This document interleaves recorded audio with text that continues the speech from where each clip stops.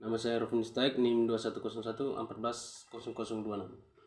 Di sini saya akan menjelaskan sedikit materi tentang teori-teori kepemimpinan dan kepemimpinan dalam organisasi sekolah.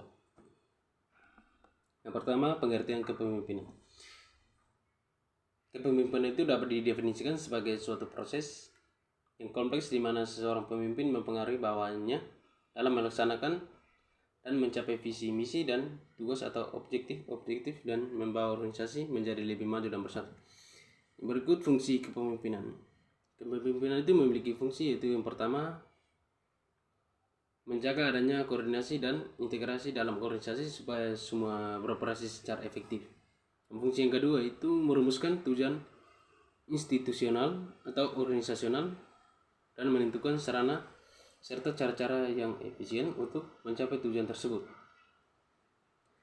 Dan fungsi yang ketiga itu mengatasi pertentangan serta konflik-konflik yang muncul dan mengadakan evaluasi serta evaluasi ulang.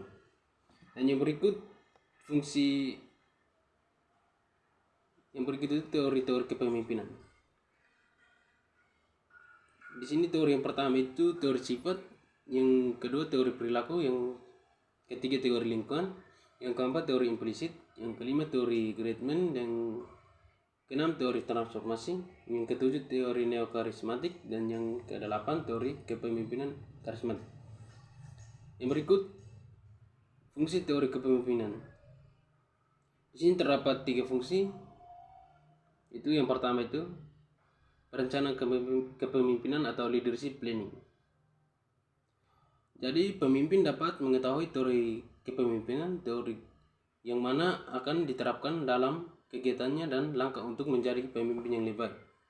Yang kedua, pelaksanaan kepemimpinan atau leadership organizing. Di sini pemimpin dapat mengimplementasikan teori kepemimpinan yang sudah dipahaminya dan disesuaikan dengan kenyataan di lapangan yang sering berbeda dengan teori yang ada. Dan yang ketiga, evaluasi kepemimpinan atau leadership evaluating. Di sini pemimpin dapat belajar mengapa gagal dalam menerapkan satu teori kepemimpinan dan dapat mempertimbangkan teori kepemimpinan yang lain dan dapat diterapkan untuk memperbaiki kesalahan sebelumnya. Dan materi yang terakhir itu menurut Safarudin bahwa kepemimpinan pendidikan yang dijalankan oleh kepala sekolah atau pimpinan lembaga pendidikan lainnya mengandung unsur-unsur. Yang pertama itu proses mempengaruhi para guru, pegawai, dan murid-murid serta pihak terkait atau komunitas sekolah dan orang tua siswa.